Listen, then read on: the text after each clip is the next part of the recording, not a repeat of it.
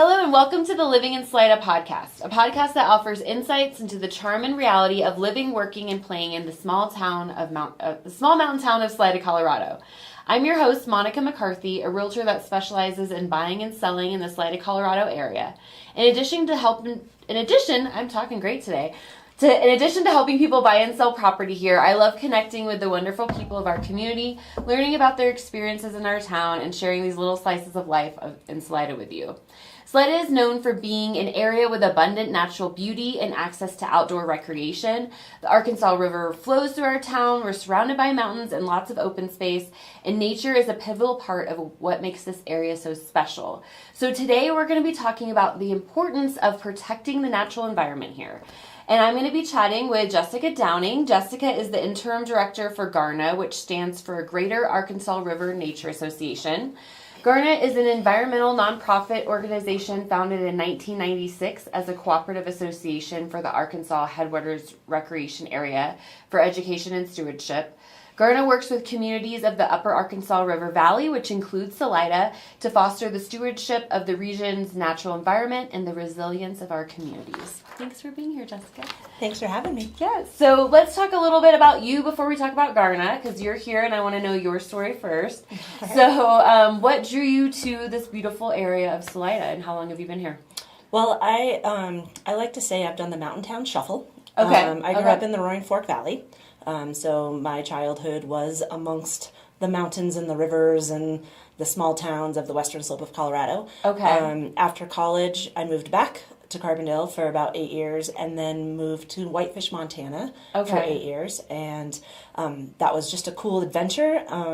But if anybody's been to Northwest Montana, they know that there is no sunshine, just like Colorado. And for two Colorado kids, my husband and I are like, no more.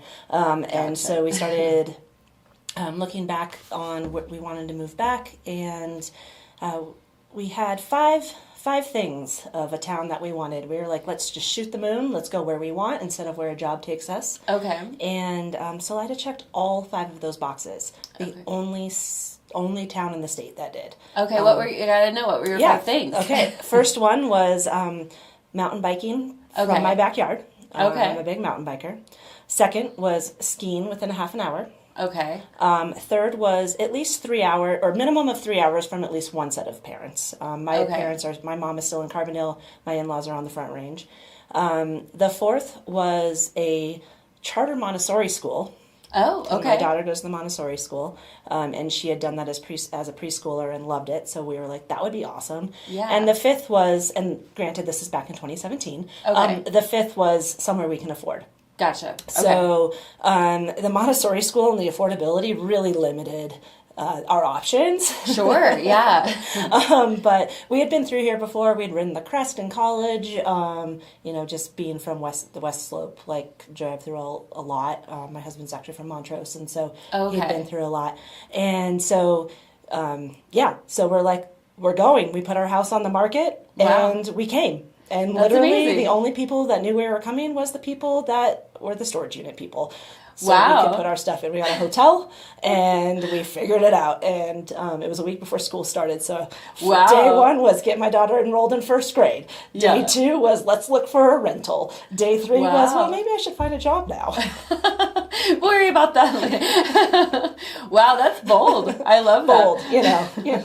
Well, and I have to say, the 30 minutes to a ski resort is also limiting, too, when you talk about the affordability. I know, housing is a big thing here in terms of price, and it is challenging for many. I don't want to disregard that. But if you're comparing it to other places that are 30 minutes away from ski areas, you're talking about places like, Vail and Breckenridge and Aspen, and, so. Well, and even Carbondale now, it's like we lived in affordable housing when we lived there, and those units are now more than what we bought our house here for. And it's just like, it is expensive here, but for the amenities we have, and when you compare apples to apples, like the entire state is ridiculous. Totally. Yeah, it's everywhere. So I just, wanted to acknowledge that. But yes, that's, those are some good reasons though. And that's a good way to highlight, because I haven't heard all of those together. Well, and it's funny, we actually got lucky, and both sets of grandparents are 3 hours. So it's that's so great. nice. Yeah. It's nice to have family Not close too by. close. Yeah, exactly. Yeah, not too far as well, but not too close, depending on the relationship.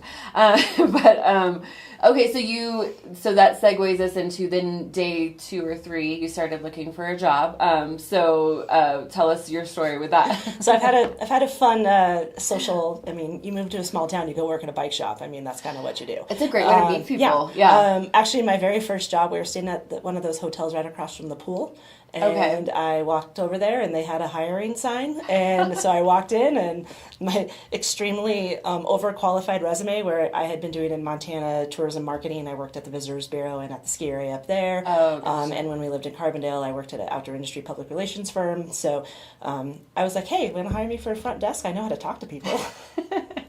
Like, we can't pay you what you're worth, probably, right? But it was fine. I was like, my husband's a freelancer, so it was okay. Figured as long as I got going something. Yeah, you literally followed the sign. Yeah, I literally followed the sign. Thank you, Laura Pintain, for hiring me. She's lovely. I know her. Yeah. So I worked there, and then I got a job at Absolute also. So I did both of those. Absolute Bikes. Yeah. Yep. I started there as a coach for the Absolute Youth Cycling program, and then they were able to hire me on as sales staff. So I actually worked there for 5 years. I am still the head coach for the Absolute Youth Cycling, which is now Salida Youth Cycling.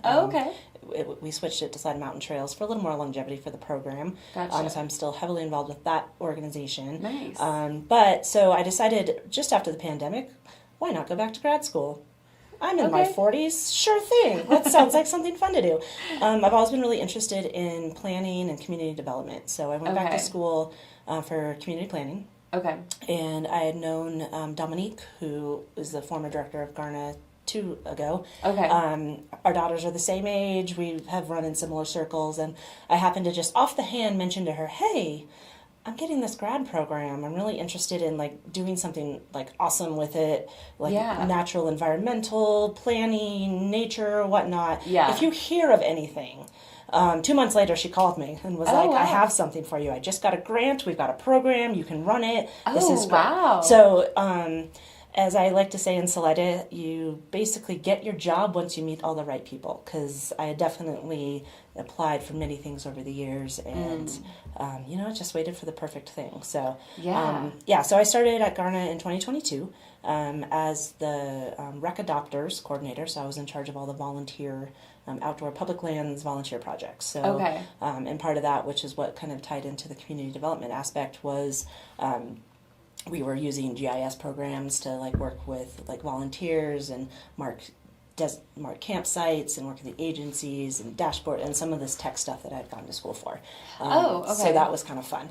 And so basically from there, started becoming, on everybody's job description, other duties as required. Over the years got a little bigger. Robust over there.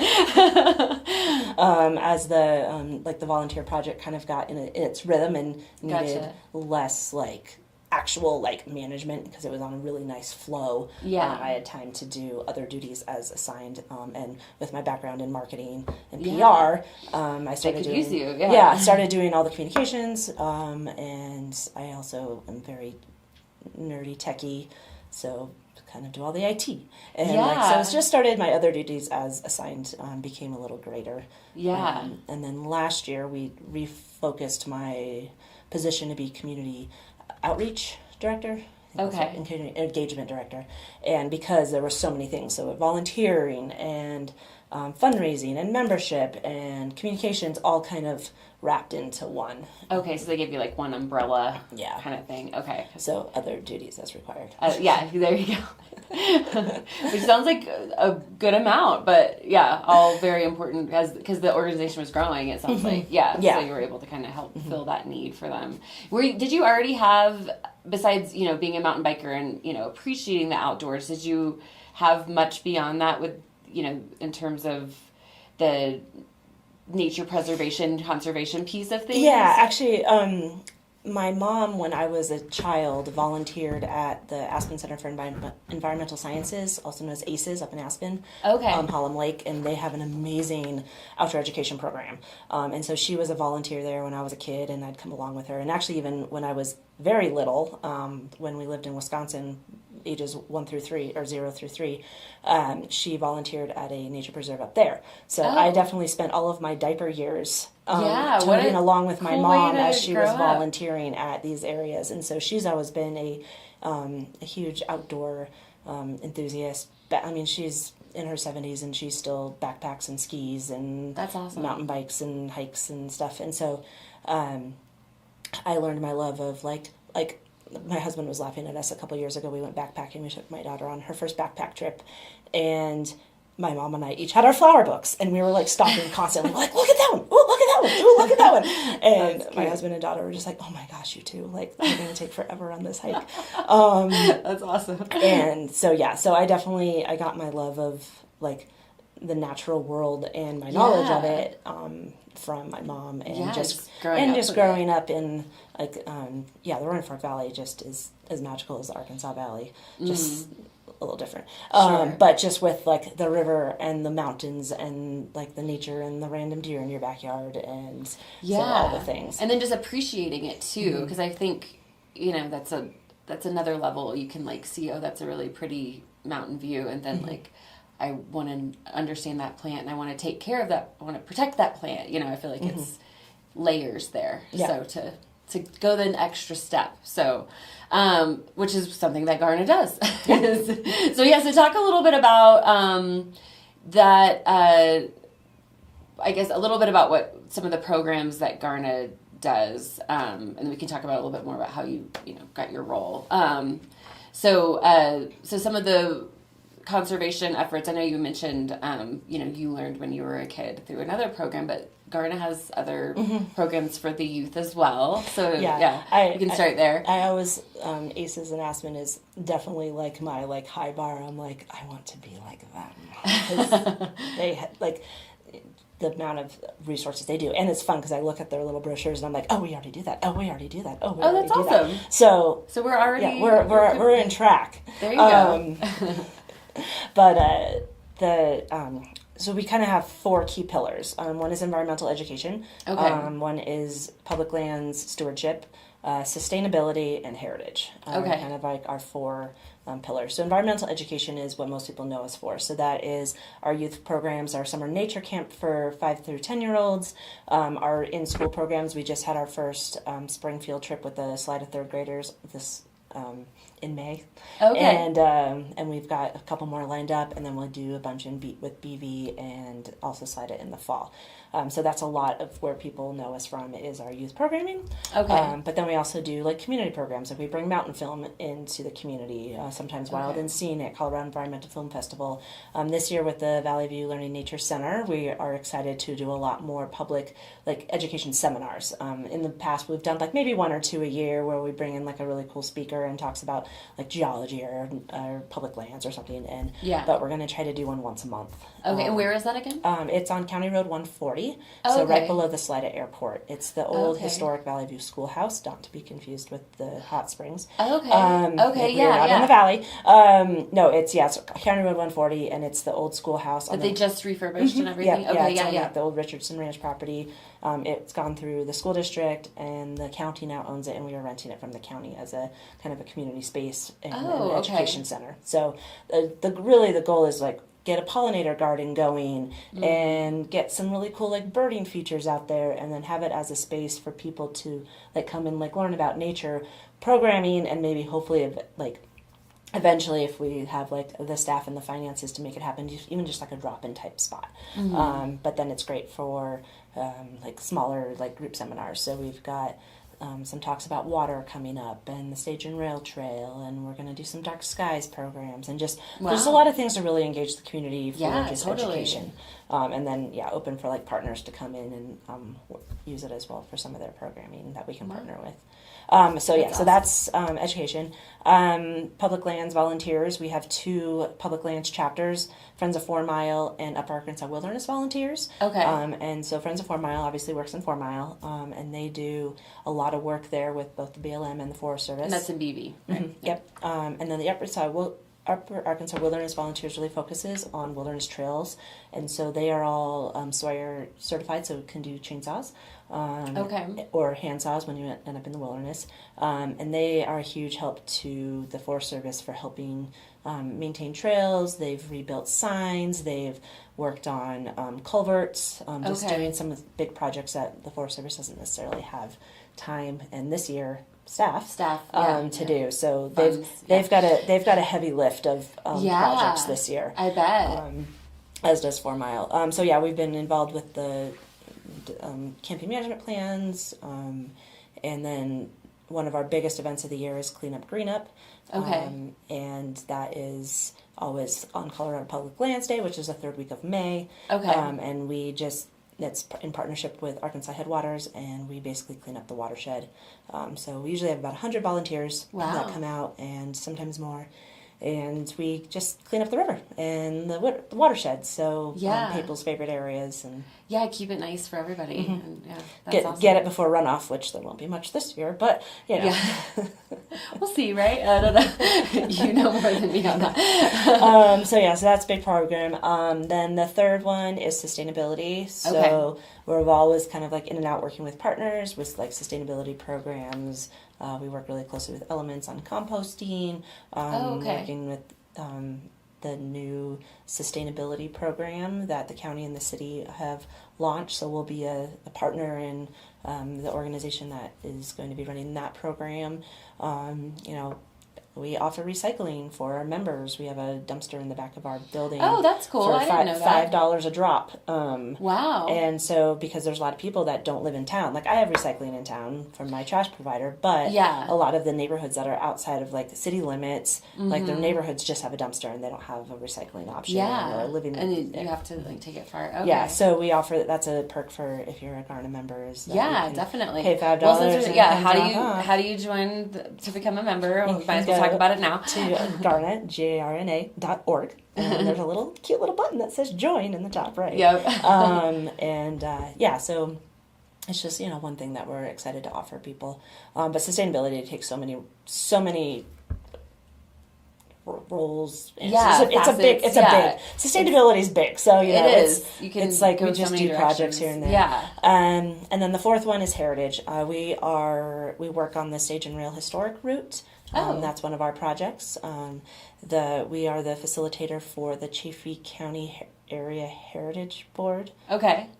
Advisory board. There's so You're many here with levels. no notes, so I mean, I have it's no amazing. notes. You're amazing. No notes. I like to joke if it's an acronym, I'm probably involved. There you go. The Heritage Board, which is the Collegiate Peak Scenic Byway. Okay. So we're kind of like. We work with the county really closely on that. It's a county appointed advisory board, but we serve as the staff for that. And what do they do for? So it's managing the Collegiate Peaks Byway. So it's part of the National Scenic Byway program. Okay. Just to make sure it's running. We have interpretive signs. So right now we're working on the Granite Bridge. If anyone has driven up towards Leadville in the last year, probably noticed the Granite Bridge had been getting replaced when you're going through Granite. So we've got some new interpretive panels that will be going up there talking about the history of the bridge and as a scenic byway stop. We have the brochure. Working on we're working on some really cool, it's called a Travel Stories app. And so there'll be so as you're driving through the Collegiate Peaks Byway, if you have this app downloaded, and if you download that story ahead of time, you can listen to it while you're going through, and it's geo fenced. So when you enter into one of the sections, it'll start talking to you. It'll start talking to you about. It will tell you a historic point of that section. That's so cool. Yeah. So that'd be a fun road trip for somebody who's interested in just coming in this area and learning about. That's actually really cool. Yeah, and that's something that's run through the Colorado Department of Tourism Department, and so they've got a bunch of areas. So Bighorn Sheep Canyon, so going down to Canyon is one that's active right now, and so that's what we're kind of modeling a lot of our script after, so that it has some nice flow to it. Nice. And I hear that Mike from CPR News, KRCC, is going to be the voice on that one, so that'll be nice. Fun. So some good radio personalities to make your trip worthwhile. We'll try to pitch DNR for a future one. There you go. Oh, there you go. Yeah, DNR does have a great voice. Perfect radio voice. Oh my gosh, you guys cover such a gamut of things that are just valuable for this area. Because like I said at the top, I mean, people come here for the outdoors. I mean, that's the majority of the draw here. There's other good things about living in Salida, the community, but just the outdoors are huge. I mean, it's why a lot of our economy is based on tourism. Mm-hmm. That's part of why people are coming here. And your organization is directly contributing to maintaining this beautiful natural beauty. So. Well, and a lot of people don't know that Chaffey County is 80% public lands. Yeah, that's a huge number. And I remember visiting here when I was younger and being like, wow, you can just camp anywhere. This is crazy. I'm used to living in a tight little valley where like it goes straight up and there's not a lot of public land. Like the public land is all like mountain peak or extreme, like full wilderness. And, but because of that, we also get a lot of visitors and a lot of people that are like, I can just go camp wherever I want and I can just go do whatever I want. And, it puts in, I think I checked our county is like, only like 25,000 people or something. I think that's about right, like 20-ish. Yeah, the whole county. So Chaffey County, which is Salida and Buena Vista and Nathrop and kind of this whole area. Yeah, but it's like 20-something thousand people and then 80,000 or 80,000 or 80%. 80% public land. Like I forgot what the acreage number was. I don't know. I don't know. I meant to look it up, but I mean that's a huge not a lot of people for a lot of public land. Yes. And so we get a lot of that that infrastructure and trying to maintain all the visitors that we get. So that's a lot of also what we're trying to do is like mitigate that visitor impact through education. And so trying to, we work with the Visitors Bureau on like trying to help promote their Adventure by Nature pledge. If you've been out in the woods, my favorite project. Okay, I was going to ask you that. Please do. Porta-Potties on public lands. Okay. So is that happening now? A little bit of irony in that sense. So they're getting actually placed as we are talking. I had an email from one of our providers this morning asking me for some pins so they can make sure they put them in the right spot. Okay. So we have 30 porta-potties in various trailheads and dispersed camping areas around the county. Last year they were all bright blue. This year we've got them multiple colors. We've got blue and brown. Okay. And they'll have, most of them have it on, but I've got to get more stickers made. But we'll have that Adventure by Nature pledge that has how to take care of your public lands, campfire safety. Okay. And so that's a huge program that we get supported through the Common Grounds Fund. Okay. Which is that little tiny sales tax that we all pay. Okay. That goes to recreation mitigation. So this program is funded via that Common Grounds program. So these literally are your tax dollars at work is getting those porta-potties out on public lands. And it's been huge. So we get them pumped once a week. I was going to ask they are full. Sure, but that's good to know that it's regularly maintained. Mm-hmm. Yep, and never fails. Monday morning before they get out there, I get a text from somebody with a picture of a full toilet. So thank you for that. We're on it, though. It sounds like you're on it. But that's obviously a huge need. It is, Vault toilets cost upwards of $200,000, and they are like $40,000 to pump. So those are not cheap options. People are like, why doesn't the agencies put in more vault toilets? I'm like, well, because they cost a lot of money. So they're a lot of maintenance. So this is a solution. This is a more just hopefully short term in some areas. There are some areas that do have plans for vault toilets. But as everyone knows how our agencies are faring right now, that might be a little while. So it's just a way that we can help with those public lands. And I'm going to put a little QR code on there too, be like, hello, thank you for using our toilets. Would you like to support this program? You can donate here. I think that's a great idea. Because I'm sure people would appreciate. So are you placing them in areas that previously had nothing? Yeah. So what are some, from anybody that's listening that is, familiar in the Salida area? Okay, so give me a few trailheads or, just off the top of your head. Burmac. Okay. That's a big one. That is a big one. And Salida Mountain Trails is actually getting a couple windshields built through a grant that they got. That's going to protect that one. We've got them at some of the Salida Mountain Trails trailheads, so 108, 110, and Beesway up on Cottonwood. Okay. Then we've got Brown's Grotto, which is a new little zone just before you get up Hecla, just before Hecla.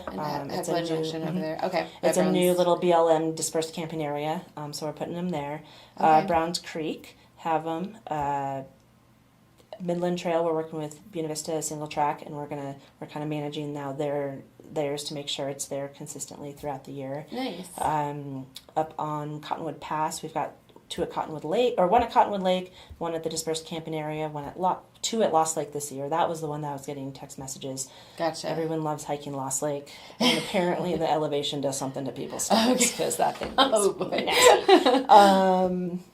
And then a bunch of all the AHRA sites along County Road 371 in BB. So Gotcha. Riverside, Tunnel View, Rapid Number 4, and then up to Stone Cabin. Okay. So we've got, it sounds like and then a few other places that's fine. in between. I was just curious. I mean, the fact that I could rattle most of those off. I mean, again, no notes. I'm very impressed. But yeah, you've got that seems so simple, but it takes funding, it takes organization, all of that. So that's awesome.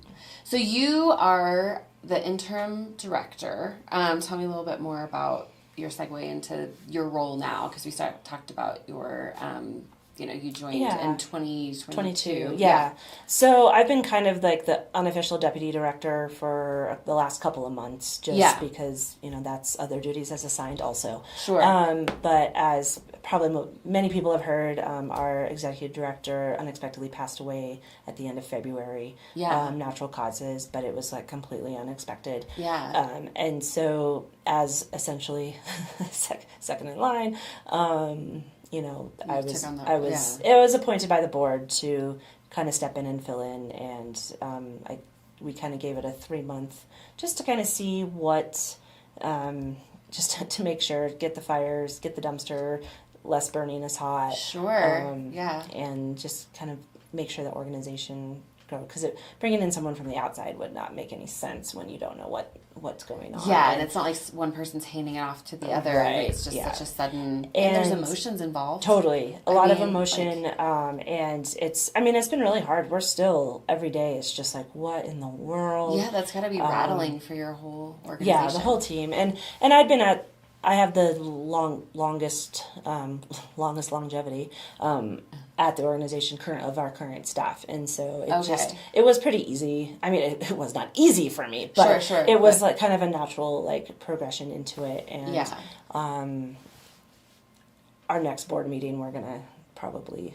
I might ask them to make it official. Okay. Get rid of this silly interim aspect. There you go. But no, we'll see. So it's in progress. Yeah, our board of directors is awesome, and they've been so supportive, and they're like, basically, what do you need from us? Yeah. And so I think they are will be really excited if I can stick with it. And I feel like we're in a place right now where another transition would actually be even harder.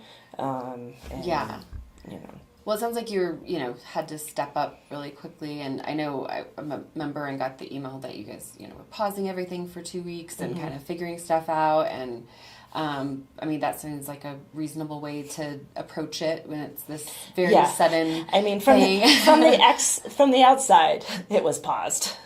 Well, sure. I'm sure you were from the outside. They're like, please just give us a minute. Yeah, I'm sure you guys it was were, like, don't talk to me. No, we're just what I was texting a friend and, about something, and she's about work related, and she's like, "Why you're supposed to be on a break right now?" And I'm like, that's funny. The break for the public, but not for us. This keeps people from coming and dropping off the recycling. Is really what This is one more thing, but I just want to acknowledge that it's got to be hard for your organization. I know he's well respected and did great things there. Oh yeah, his vision and passion and was infectious, and so really what we're just doing is keeping that vision alive.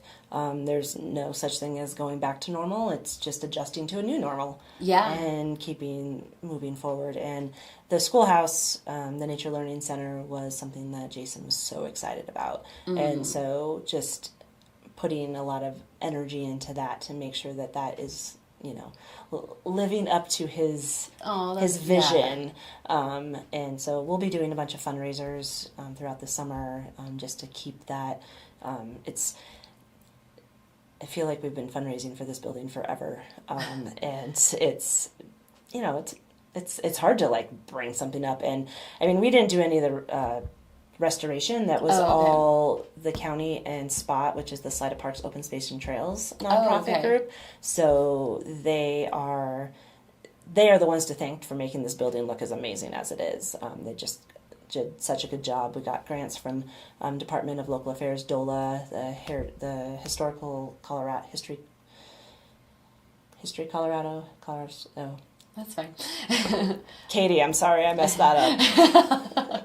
But she still appreciates you just the same. And then the county as the landlord also put in a lot. So gotcha. We're just the beneficiaries of this amazing space. But we're still, it's chairs and tables and TVs and just getting up internet and toilet paper. I mean, our current office it's owned by somebody else, so we don't have to worry about the toilet paper. Now I'm oh, we have to buy toilet paper. Yeah, that adds up. That's when you get the single ply. You have to buy yourself. Yeah, so if y'all want nice toilet paper in Valley View, drop a couple bucks in there. Yeah, exactly. That's funny. But yeah, I mean, there's a lot that goes into all of it. So that's great that you guys, it sounds so that was a big vision for him was to get that schoolhouse. Yeah, and it's been, it's been intended for GARNA for at least 5 years. Okay. Dominique started working on this project. Gotcha. She's one of the originals of let's get this going. So okay. It finally came to fruition this year. I see. So yeah. Okay. But he was on a bunch of historical foundations and stuff in Denver, and so just loved, that was just he was so excited for historic stuff. So gotcha. So he kind of took that project and was yes, let's take it. So that'll be good to get it up and running. So we're excited. It's going to be home base for all of our nature camps this year. That's right. Because in the past we've just used parks. And then all of a sudden, every so often it rains around here. Not often, but every so often it does. Well, in the summer it definitely does. Yeah, especially, and it's then where do you take 15 kids and who are all 6, 7, 8, 9, little kids? The place that we used to use in BV closed down. That we used for an inside place, and then with the library being under construction this summer, there was we used to do every other week. We do a week. Essentially in Poncha at the little South Park park at the bottom of Poncha Pass, and then in BV we did McPhellamy Park. But we had the library to hide to, or that creekside place to hide to, and then we have to go to AHRA if it was raining, or our library in here in Salida, and so just having the space where we don't have to scramble. Yeah, that sounds like a logistical and the challenge. other thing we're able to offer this year is we're providing lunch. Because we've never had a place to prepare lunch, and so we're hoping the value just is increased, and we can have more kids. So because we have this space, everyone's going to meet there, and then the younger kids will go on a field trip or go to the river, and the older kids will do an in-class lesson. Then everyone will come back for lunch. And then the opposite. So then the older kids will go do whatever, the outdoor activities for the day, and the younger kids will do the indoor activity. Yeah. And so, but then we have the option for indoor. So we totally redid all the curriculum, and that's amazing. I'm really it's excited. Opening up some doors for you. Yeah, it's just the opportunity that we've got that this is giving us is pretty amazing. That is awesome, and I'm very excited. My son is now 5, so he's going for the first time to nature camps this summer. So very excited about that, and it is a great resource for the community. And so well, thank you so much. Tell us if anybody, now that we've been talking about all the amazing things that you guys are doing, let's talk again about how people can help, not just with donations but volunteer opportunities. And you covered so many things that you guys do. So what are some of the top ways somebody who comes here and says, I appreciate what you're doing, I appreciate nature, how can I help? There's a few ways. One is subscribe to our newsletter, because things they pop up a lot. Okay. We're trying to figure out our public lands volunteer programs this summer. Okay. Just with staffing and stuff, but we definitely have a couple projects in line. But I mean, just getting involved. We have a Friday hiking club. Okay. And it's led by volunteers. And so it's meeting somewhere. It's a good way to meet people. Yeah, it's a great way to meet people. Coming here and you're new here, or even visiting, could visitors, I guess you'd have to be a member, No, right? you don't. Well, you used to have to be a member, but we decided that we wanted it to be more as an outreach avenue to get people involved, instead of someone having to be like, well, I have to join and then I'm going to come, and what if I don't actually like any of the people that I just went hiking with? And then there's so we want you to come. So if somebody's visiting Salida, they could potentially. Yeah, I mean, and they'd have to plan ahead because it is limited to 12 people per day because basically of permitting. That makes sense. Once you have more than 12 people or 14 people in the national forest, you have to have a guiding permit. Oh, okay. And so we keep it low, and we have operating agreements with the Forest Service, the BLM, nice, and Colorado Parks Wildlife. So like we can. Yeah, but they could just go on your website and look, because I know you guys have Yep, information and then there's always group. it's always on our website and who the hike leader is, or where to sign up for it. Sometimes we just have an actual sign up, and sometimes it's email the hike leader. Kind of depends upon who's in charge that day. And if it's not full, it's like someone can just hop in. Yeah. Our birding club meets once or twice a month, and they go out birding in various areas around the county. We just had, on May 10th, it's called the Global Big Day. It's not a typo, it's actually the Global Big Day. Okay. And it is a global bird count day. And so our birding club was out there, and I didn't read how many species they counted, but they had 4 different locations around the valley where they were doing bird counts. To help track for migrations and everything. Yeah, and then I think it's part of the Cornell lab, ornithology lab, and then so that it's just this countrywide thing. So yeah. So we do fun things like that. There's a bluebird, the Christmas bird count in the winter, and then they just do have, and actually that was our first public event at the schoolhouse, was we did a birding community open house. Oh, okay. And so brought in so people could come learn about birding. I'll have to bring, my mom is such a birder, I'll have to have her come. Yeah, check on the birding thing. So we did that the first weekend in May, and just it was a fun kickoff for the schoolhouse as our first event to make sure everything worked. Yeah. Started out with that, but we'll so they could do hiking, birding, and then then our evening programs. We've got that bunch of those. Those are all listed on our website. The ones that we have scheduled. Okay. We will have some outdoor volunteer projects. I want to my favorite one every year is going to removing old barbed wire fencing from ranches that don't need them anymore. Because a lot of our local ranches have gone to the virtual fencing. Oh, okay. And so will have leases on public land, and there's super old fencing from 75 years ago that they don't need anymore, rusty and it's barbed just wire, rusty barbed wire. We took out two areas last year, and just a couple miles worth of fencing. Wow. And it's really satisfying because you look and you see fences and fence posts, and then you work all day, and then you're like, this is a beautiful landscape that now the deer and the quails. I mean, I didn't realize how bad barbed wire fencing was to ground nesting birds. Because that's a good point. Yeah, it's they just run through the wood, they just run through the grass, and it's right at neck level. Sorry to be graphic, but that's it's terrible just, for them. Yeah. I don't remember the exact stat, but it was 1 death for every 2 miles of fencing or something like that of an animal, of a wild animal. Jeez. It was a lot higher than I totally butchered it, but it was so much higher than I ever thought it would be. Yeah, it's something you don't think about. Yeah. Yeah, so that's So you're doing some valuable stuff. So I'm hoping we'll get one of those lined up for the summer. Yeah. Because that's always a fun one. That's not one you want to do in the height of summer because it's too hot. But that's usually a September, October project. Yeah. Good way to get outside. It's cooled down. Sounds like you've got all these volunteer pants on. Totally. That's true. You definitely want to layer up a little bit to protect yourself. So a lot of volunteer opportunities. So really just go to the website, it sounds like. I'll have the website in the show notes. But it's GARNA.org, right? So, well, thank you for sharing everything that you guys are doing.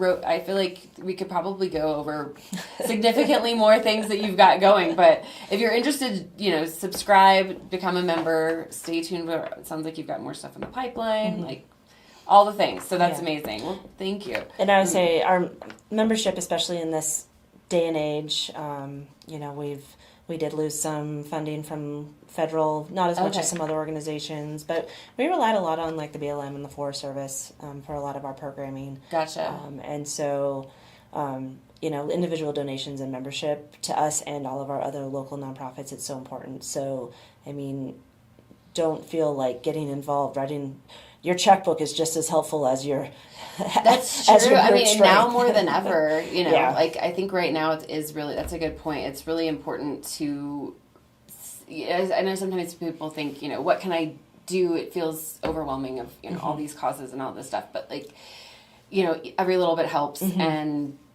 you try to help as much as you can for the organizations and the causes that matter most to you. So if it matters to you, then help keep it going. Yeah. So yeah, I'll leave you with that.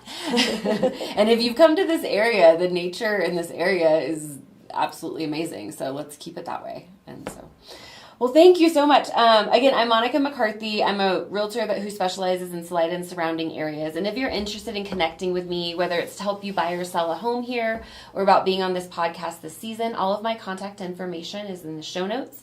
If you like this podcast, please share it with a friend. And if you want to learn more about Salida, Colorado and the real estate market here, you can go on my YouTube channel, Living in Salida, Colorado. Thank you so much for listening, and take care.